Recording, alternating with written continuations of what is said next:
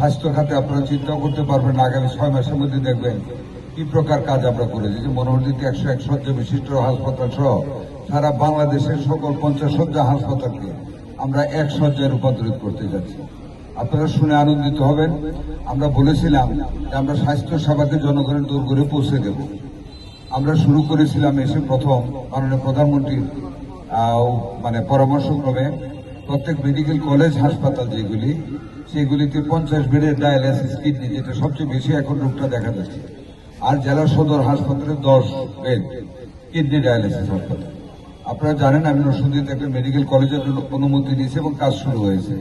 এবার ছাত্র ভর্তি হবে, সেই মেডিকেল কলেজে 50টা ডায়ালাইসিস সেন্টার হবে, সিট হবে, বেড হবে, 50 জন রোগীকে একবারে ডায়ালাইসিস করা যাবে। সারা বাংলাদেশের প্রত্যেকটা উপজেলায় আরো 10টা করে বেড দিয়ে আমরা কিডনি ডায়ালাইসিসের ব্যবস্থা করবো, যাতে করে আমাদের কিডনি রোগীদের আর ঢাকা গিয়ে কষ্ট না করতে হয়। দোয়া করবেন।